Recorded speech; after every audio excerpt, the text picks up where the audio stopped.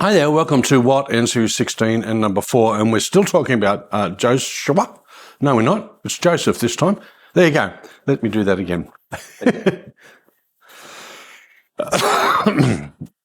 Go. Hi there. Welcome to What Series 16 and number 4. We're talking about Joseph, and we're up to the part where his brothers try to do away with him. They plan to kill him. It says in verse 19, "Then they said to one another, 'Look, this dreamer is coming. Come therefore, let us now kill him and cast him into some pit. And we shall say some wild beast devoured him. We shall see what will become of his dreams.'" Notice that they said there, "Look, this dreamer is coming." In other words, Joseph's brothers mocked him as a dreamer. In a sense, Joseph put that upon himself by the foolish way that he spoke of his God-given dreams before his brothers. Yeah, and they, of course, reacted, and they're still reacting. Notice it says there too that some wild beast have just devoured him. What they're planning to do was kill him and then blame it on wild animals. They were so serious about it that they plotted the excuse they would make to their father, knowing well how it would my mouth isn't working right today, devastate Jacob. You see, we see what will become of his dreams. They didn't oppose Joseph's plans, hopes, and dreams for the future. They opposed the dreams that became a revelation from God. They wanted to see if they could defeat God's words and God's announced purpose. Now, that's an interesting perspective, and we need to keep that in the back of our mind for the rest of the Joseph story. Joseph's life doesn't really tell us about how other dreams and things were fulfilled. You see, Joseph never dreamed about being a slave, but he became one, and we'll talk about that later. Joseph never dreamed of being falsely accused of rape. Again, that's another story into the future. Joseph never dreamed of being forgotten and put in prison. These stories are where we're going over the next few weeks. Joseph never dreamed of being the second most powerful man in all of Egypt. As well as that, Joseph never dreamed of saving the world from famine. You see, his dreams were specific. And God's dream for Joseph was better and greater than any of the dreams that he could recount to other people. God gave him the dreams, that's for sure. A focus on our life dreams can be dangerous sometimes because we easily make the fulfillment of our dream the most important thing. In some ways, we make it an idol. It is then easy to think of our connection to Jesus as a way to accomplish our dream for ourselves. We make him an actor in our own story. Instead, we want to act out our part in God's unfolding story. And this is what Joseph learns to do through the story that we see in Genesis. Joseph's life tells us a lot about how God fulfills his word. The brothers were determined to defeat God's revealed word. Now, whether they took it as God's word or not, we don't know. But God's word never fails. Those dreams actually came true. What God said about Joseph was true, and it would come to pass, and did come to pass. What God says about Jesus also is true, has come to pass, and will come to pass. The story goes on, and in verses 21 and 22, we learn of a level of compassion from his older brother, Reuben. But Reuben heard of it, and he delivered him out of their hands and said, "Let us not kill him."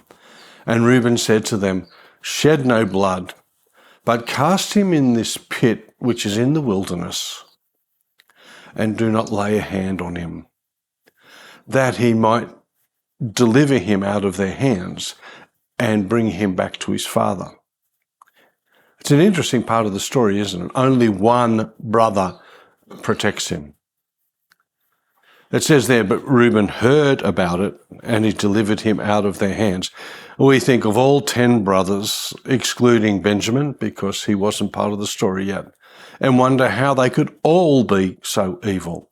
However, there was one good guy amongst the 10. They wanted to kill Joseph first, then throw him in the pit. Reuben suggested they throw him in the pit first instead. He got the brothers to agree with it. So the story changes. There is something amazing and something wonderful about seeing this from Reuben, because earlier in Genesis 35, he did something really bad. He had sex with one of his father's concubines, Bilhah. Reuben wouldn't be defined only by the worst thing that he did. He would be remembered also for one of the best things that he did. It says that he might deliver him out of their hands and bring him back to his fathers. That was Reuben's plan. The others had their plan. Reuben had his plan.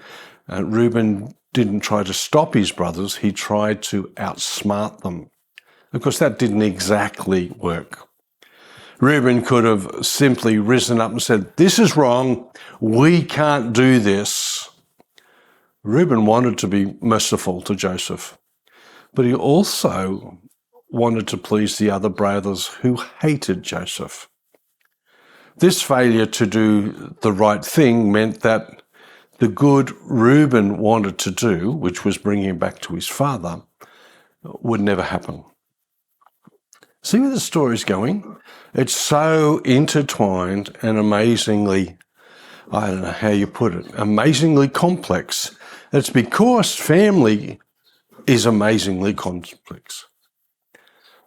Then in verses 23 to 25, Joseph is cast into a pit.